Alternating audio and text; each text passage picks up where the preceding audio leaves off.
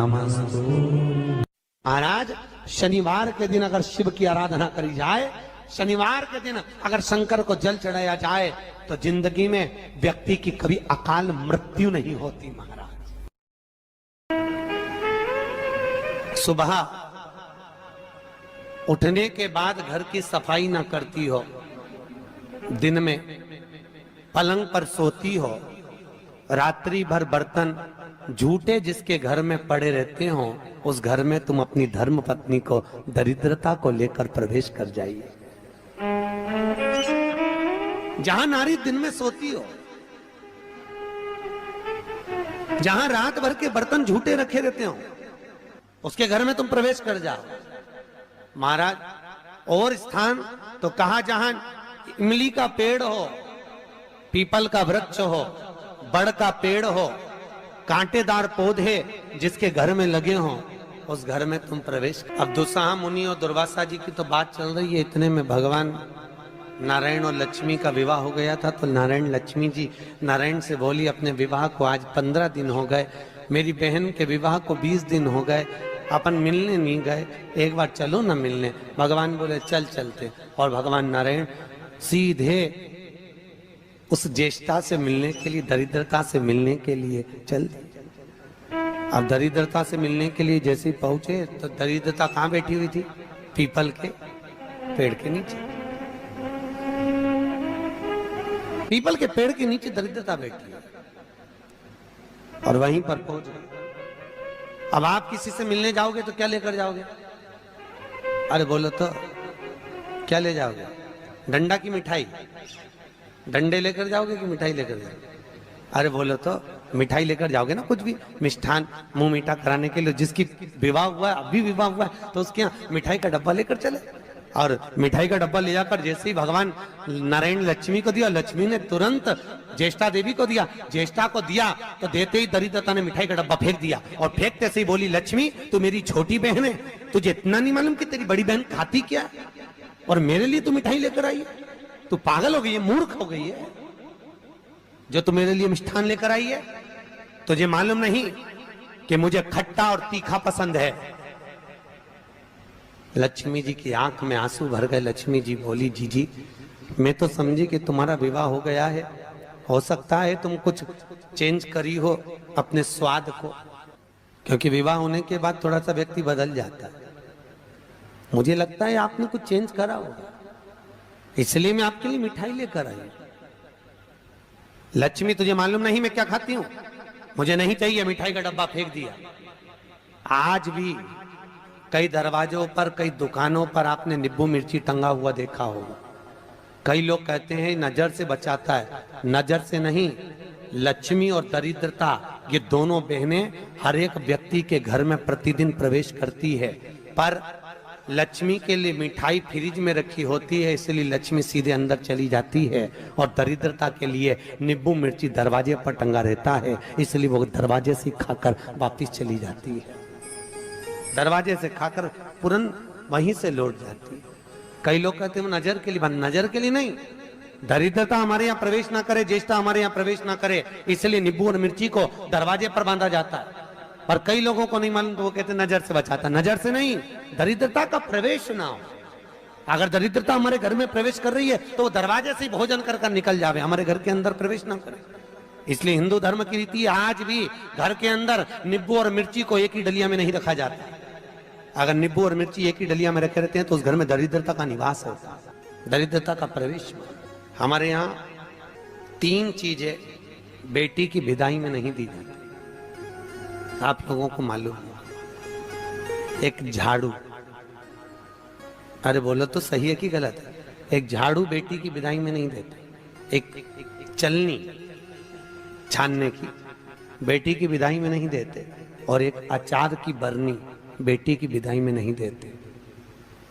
ये 3 चीजें नहीं देते। चलनी भी नहीं देते, झाड़ू भी नहीं देते, कहीं कहीं जगह पर सुई भी नहीं देते। सुई का भी प्रमाण मिलता है, सुई भी नहीं दी जाती। और एक अचार की बरनी, अचार की बरनी भी बेटी की विदाई में नहीं देते। क्यों? क्योंकि अचार की बरनी में जैसे झाड़ू में हमारे यहाँ बेटी को अगर दिया जाता है तो उसके घर की पूरी लक्ष्मी छिन्न हो जाती है, चलनी देने पर उसके घर की लक्ष्मी समाप्त हो जाती है, सुई देने पर उसके घर की लक्ष्मी समाप्त हो जाती है। उसी तरह अचार की बरनी देने पर बेटी के घर में उसका घर पूरा तहस नहस, पूरा बर्बाद। आजकल माताओं का इतना प्रेम होता है ना बेटी से, अब करें तो करे क्या। और बेटी जिस घर में भी आती है ना, वहां के उसके बेटी के ससुर भी कहते थे बेटा तेरी मम्मी के हाथ का अचार बन वाला। अब इनको कौन समझाए भेड़ियों को, इनको समझाए कौन कि वह अचार में दरिद्रता का निवास है। अब के कौन इनको कि खट्टा और तीखा घर में प्रवेश करेगा अगर बहू के यहाँ का, तो उस घर में सुख नहीं रह सकता। चार लोग भी होंगे तो चारों का मुंह बिल्कुल नींबू की तरह खट्टा और वाणी मिर्ची की तरह तीखी रहेगी, चाहे कितना ही प्रयास करे। अगर अचार खाया है बहू के घर का तो इसलिए बेटी की विदाई में चार चीजें नहीं दी। प्रमाण पहले क्या देते थे बेटी की विदाई में? बड़ी, पापड़, खाजा, सफेद पूड़ी मैदा की दलिया में रख के बेटी की विदाई में देते थे। क्यों? क्योंकि जो स्थिरता का भाव रखे, भले उसमें नमक ना रहे परंतु मौनता, प्रेम, स्नेह, नम्रता उसके अंदर होना चाहिए, वो बेटी की विदाई में दिया जाता। और बांस की डलिया में रख कर देते थे जिससे वंश बढ़े, कपड़ा बांध कर देते थे जिससे भक्ति का चीर सदा बना रहे। एक एक चीज का प्रमाण था बेटी की विदाई में देने।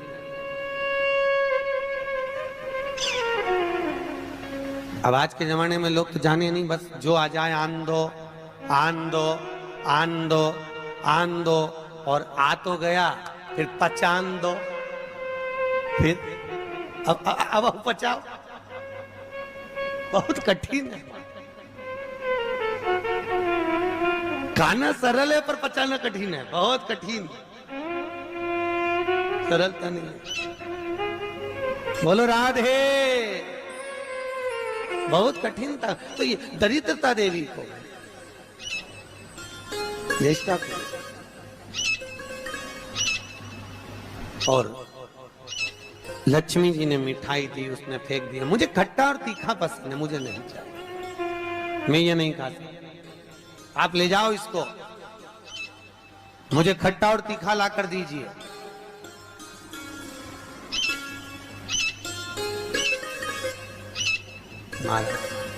मुझे खट्टा और तीखा चाहिए। समझाया। भगवान विष्णु लक्ष्मी जी से कह रहे हैं तेरी बहन को समझाना बहुत कठिन है, तू चल। लक्ष्मी जी जाने लगी। इतने में लक्ष्मी जी ने भगवान नारायण से विनती करी, नारायण ये मेरी बहन दरिद्रता बैठी है पीपल के पेड़ के नीचे, और पीपल के वृक्ष के नीचे मेरी बहन बैठी हुई है। इस पीपल के वृक्ष के नीचे तो ना जाने कितने कितने लोग पूजन करने के लिए आएंगे, ना जाने कितने कितने लोग पूजन करने के लिए पहुंचेंगे, और ये दरिद्रता यहाँ बैठी रहेगी तो दुनिया के लोगों के साथ में तो ये दरिद्रता पीछे पीछे उनके घर चली जाएगी। फिर दुनिया के लोग पीपल के वृक्ष की पूजन नहीं कर पाएंगे। और पद्म पुराण के अंदर लिखा है कि पीपल के वृक्ष के नीचे 52,000 ब्राह्मणों का वासा होता है। फिर पीपल के वृक्ष का प्रमाण क्या? भगवान नारायण बोले, सुनो लक्ष्मी, ये पीपल के वृक्ष के नीचे तुम्हारी बहन दरिद्रता निवास कर रही है, बहन दरिद्रता निवास कर रही है, पर जिसकी हाथ में या तो माला हो, जल का पात्र होगा, या कुंकू का चोपड़ा होगा, या दिया बाती होगा, जो अपने हाथ में कुछ ना कुछ लेकर आएगी पीपल के वृक्ष की पूजन के लिए और वापिस वो पात्र लेकर जाएगी, उसके पीछे कभी दरिद्रता उसके घर में प्रवेश नहीं करेगी। और जो खाली हाथ पीपल के वृक्ष के नीचे प्रवेश करता है, उसके साथ में दरिद्रता उसके साथ पीछे पीछे प्रवेश कर जाती है। और सुनो लक्ष्मी, आज शनिवार का दिन है, जिस दिन मैं इस दरिद्रता से मिलने के लिए लक्ष्मी तेरे साथ में इस पीपल के वृक्ष के नीचे आया हूं, ज्येष्ठा से मिलने के लिए, तेरी बहन दरिद्रता से मिलने के लिए। शनिवार के दिन अगर कोई भूल से भी इस पीपल के वृक्ष के नीचे आकर नमन करेगा, प्रणाम करेगा, पूजन करेगा, पाठ करेगा, उसको सर्व सुख की अनुभूति प्राप्त हो जाएगी। इसलिए शनिवार का प्रमाण कहा गया। शनिवार की प्रधानता की। और महाराज, एक रविवार का दिन ऐसा होता है जिस दिन दरिद्रता ने और महाराज, एक रविवार का दिन ऐसा होता है जिस दिन दरिद्रता ने मांगा है अपने सुख के लिए। दरिद्रता देवी कह रही है, महाराज अगर 7 दिन आपके हैं तो एक दिन मुझे दिया जाए मेरे सुख के लिए। दरिद्रता देवी, तो रविवार के दिन इस पीपल के वृक्ष के नीचे ज्येष्ठा तेरी प्रखरता के साथ में तू दुसाह मुनि के साथ इसमें निवास करेगी। केवल हिंदू धर्म में एक ही दिन है जिस दिन पीपल के वृक्ष को उखाड़ा जा सकता है, और वो रविवार का दिन होता है महाराज। कौन से दिन? रविवार। शनिवार, मंगल, सोमवार, बुधवार कभी भी आप पीपल के पेड़ को अगर दीवार पे से उखाड़ोगे तो वो पीपल वापस लग जाएगा।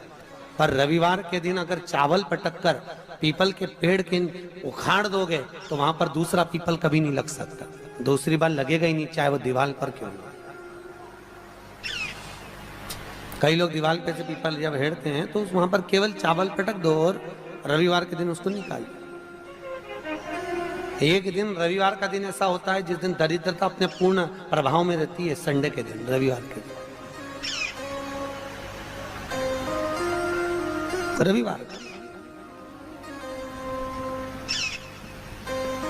इसलिए हमारे यहाँ रविवार की महत्वता का भी प्रमाण हमारे यहाँ शास्त्र कहता है। शनिवार को पीपल के पत्ते लाए जाते हैं, और जो व्यक्ति ज्यादा बीमार रहता है उसको रविवार के दिन पीपल के पत्ते की पत्तल बनाकर उसको भोजन कराकर पत्तल को चौराहे पर पटक दिया जाता है, तो वह व्यक्ति बीमारी से छूट जाता है, उसको फिर बीमारी नहीं रहती, रोग मुक्त। जो बहुत ज्यादा बीमार रहता है इसलिए शनिवार को